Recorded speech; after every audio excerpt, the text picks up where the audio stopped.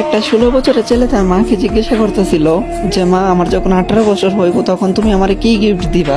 তখন তার মা মিষ্টি কণ্ঠে বলতেছিল, বাবা, তোমার যখন 18 বছর বয়স হইব তখন তুমি চাই আলমারি খুইলো, ওইখানে তোমার গিফটটা রাখা থাকবো। কিছুদিন যাইতে না যাইতে এই ছেলেটা অসুস্থ হয়ে পড়লো। তখন তার মা তারা নিয়ে ডাক্তারের কাছে গেল।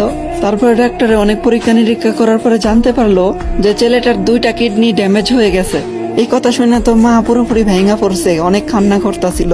তারপরে এমনি এমনি 2 বছর গাইটা খেলো। 2 বছর পরে যখন ছেলেটা পুরোপুরি ভাবে সুস্থ হয়েছে, তখন বাড়িতে যখন ফিরে আসলো, তখন ছেলেটা জানতে পারলো যে তার মা আর বেঁচে নাই। তার মা তারা চাইরা অনেক আগে চলে গেছে। তখন ছেলেটা অনেক কান্না করতেছিল, আর কান্না করতে করতে তখন মনে পড়লো যে আলমারির কথা।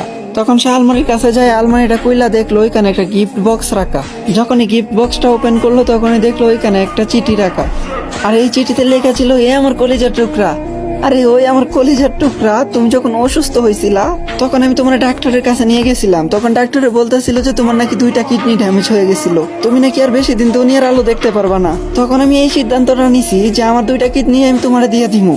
হাই, এখন কি ভাবা যায়, মা তো মাই হয়, তাই না? হে আমার কলিজার টুকরা, তোমার কি মনে আছে যে তুমি বলছিলা তোমার 18 বছর হইলে আমি তোমার কি গিফট করবো? হে আমার কলিজার টুকরা, হে আমার শেহজাদা, আজকে তোমারে আমি আমার 2টা কিডনি দিয়ে যেতেছি। সবসময় নিজের যত্ন কইরো, সাবধানে থাইকো। হ্যাপি বার্থডে মাই সান। আর এটাই হয় মায়ের ভালোবাসা। মায়েরা কখনো স্বার্থ খোঁজে না। আর আজকালকার ছেলে মেয়েরা মায়ের কদর করতে জানে না। আরে ভাই, সময় থাকতে মায়ের কদর কইরো, হারায় গেলে কিন্তু আর পাইবা না।